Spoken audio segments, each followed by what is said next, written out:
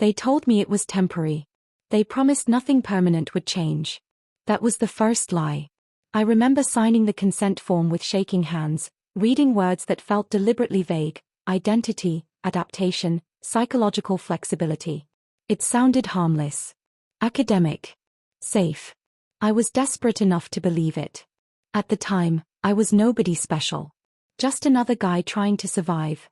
Broke, invisible, tired of being overlooked. I worked nights, slept days, and lived my life on autopilot. No confidence. No future. No version of myself I was proud of.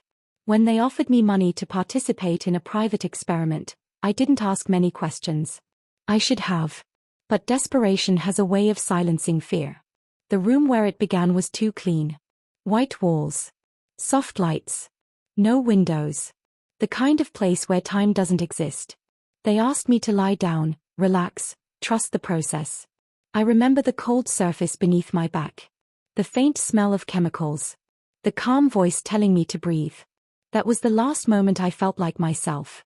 When I woke up, something was wrong. Not the room. Not the lights. Me. My body felt unfamiliar. Lighter in places. Heavier in others. My breathing sounded different, softer. I lifted my hands and froze. Slim fingers. Smooth skin. Nails shaped perfectly, like they had always been this way. Panic surged through me as I sat up too fast, my balance completely off. My chest pressed forward in a way that made my heart drop. I looked down and felt my stomach twist. This wasn't shock. This was realization.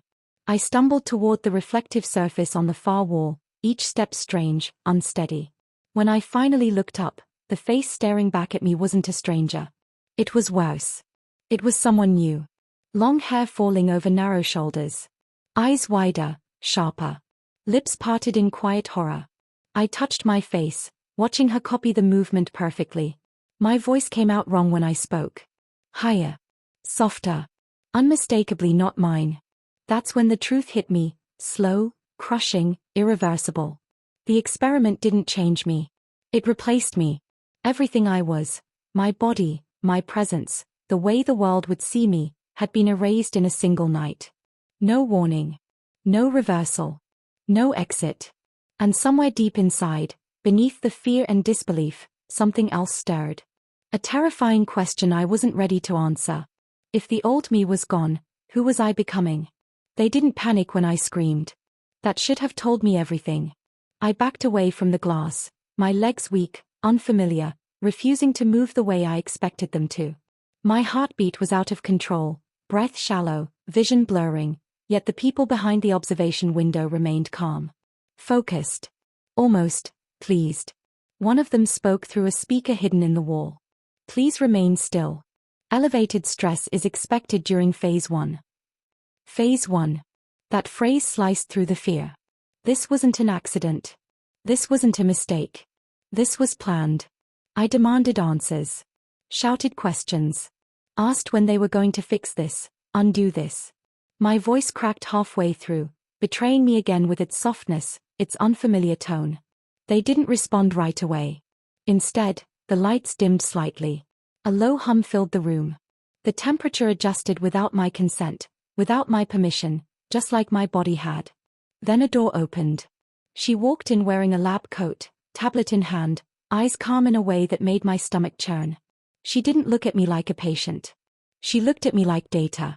Your cognitive response is within projected parameters, she said, tapping the screen. Identity shock usually peaks around this point. Identity shock. I snapped. You erased me. She tilted her head, studying me. No, she corrected. We refined you. That word, refined, made my skin crawl. She explained it slowly, carefully, like she was talking to someone unstable. The experiment wasn't about transformation. It was about adaptation. About seeing how far identity could be reshaped before the mind broke, or evolved. They had selected me because I was flexible. Because I had no strong sense of self anchoring me. Because I had hidden curiosities, suppressed desires, psychological fractures they believed could be redirected. I felt exposed in a way that had nothing to do with my body. You signed away reversibility, she added casually. My blood ran cold. I remembered the consent form. The fine print. The clauses I didn't read because I needed the money. Because I didn't think I mattered enough for something like this to happen. They told me the next rule. I was not allowed to leave. Not yet. Observation required stability. Stability required compliance. And compliance, they said, would be rewarded with privileges, mirrors, clothing choices, autonomy. Clothing choices. That's when I noticed the rack along the wall. Dresses. Blouses. Skirts.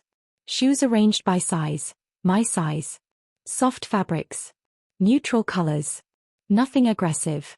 Nothing overt. They weren't humiliating me. They were guiding me. You may dress when you're ready, she said. Resistance delays adjustment. She left without waiting for my response. The door locked behind her. Silence returned, heavier than before.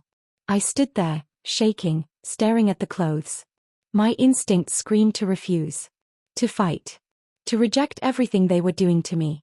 But my body reacted. My skin felt hypersensitive. Every movement exaggerated. Every breath different. The fabric of my hospital gown felt wrong, too loose, too exposed in the wrong ways. Minutes passed. Then longer. Finally, with hands that weren't steady, I reached for a simple dress. Nothing dramatic. Something safe. Something that didn't feel like surrender, yet. The moment the fabric slid over my body, something shifted. Not relief. Not pleasure. Recognition. My reflection changed again, not just visually, but emotionally. The posture felt natural. The weight distribution made sense. The mirror didn't show a disguise. It showed alignment.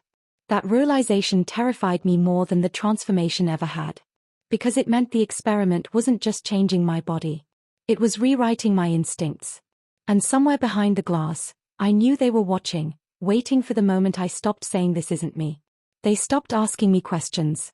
That's how I knew it was over. No more how do you feel? No more do you recognize yourself? No more calm voices pretending this was research. They already had their answer. I realized it the morning they brought me a file, and it didn't have my old name on it. The woman in the lab coat slid it across the table without ceremony. I stared at the cover, my hands resting in my lap, hands that no longer felt borrowed. A new name was printed in bold letters. Not assigned. Confirmed. I didn't agree to that, I said. My voice sounded steady. Too steady. She didn't look surprised. You stopped correcting us 3 days ago. I opened my mouth to argue. Nothing came out. Because she was right. Somewhere along the way, I had stopped saying that's not me. I had stopped flinching at mirrors. Stopped hesitating before dressing. The resistance hadn't vanished in a dramatic moment. It had faded quietly. They led me into the final chamber, the one I hadn't been allowed to see before. No restraints. No machines this time. Just a full-length mirror surrounded by soft lighting, calibrated perfectly. This is the integration phase, she said. You can still resist. But the mind rarely chooses fracture over coherence. Coherence. I stepped toward the mirror. The person staring back at me stood differently now. Shoulders relaxed. Eyes alert. Presence controlled. Not pretending. Not acting. Existing. My old face didn't appear in my thoughts anymore. When I tried to recall it, it felt like remembering someone I once knew, not someone I was. Panic finally hit. Real panic. I want to stop, I said, backing away. I want to go back. The lights adjusted instantly. The room responded to my stress like a living thing. She watched me carefully. Go back to what? The question shattered something. What job? What future? What identity had I been so desperate to escape that I signed that paper without reading it? I had no answer. They activated the final protocol. Not a machine. Not a drug. A choice. Say your old name, she said calmly. Out loud. I tried. My throat tightened. My chest constricted. The name felt heavy, foreign, wrong. Like clothes that no longer fit no matter how badly you want them to. I tried again. Nothing. My reflection tilted its head slightly, watching me fail. Tears blurred my vision, not from sadness, but from the terror of understanding. The experiment didn't erase me violently. It let me let go. Say the new one, she said. My lips parted before my mind decided. The name came out easily. Naturally. The moment it did, the room responded. The lights warmed. The hum softened. The tension vanished from my body like it had been waiting for permission. The file updated automatically. Status: complete. I collapsed to my knees, not broken, not screaming, but emptied.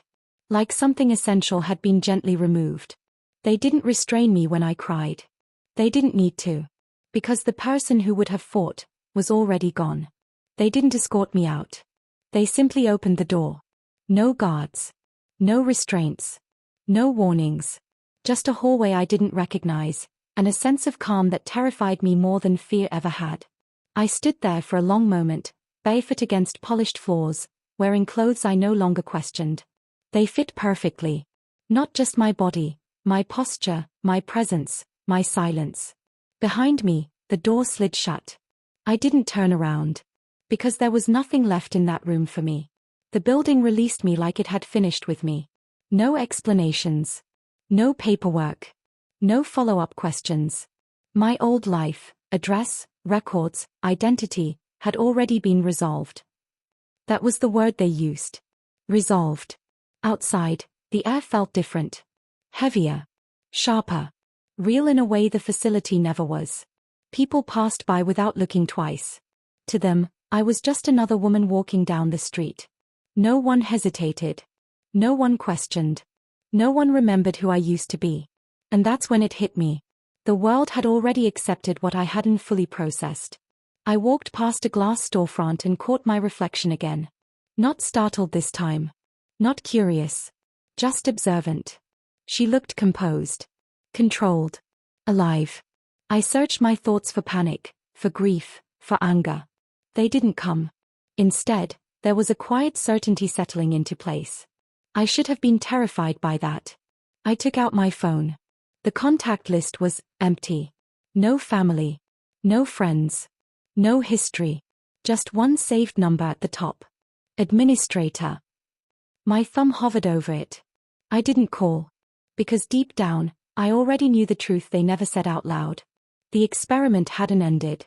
It had graduated. As I walked further into the city, fragments of memory tried to surface.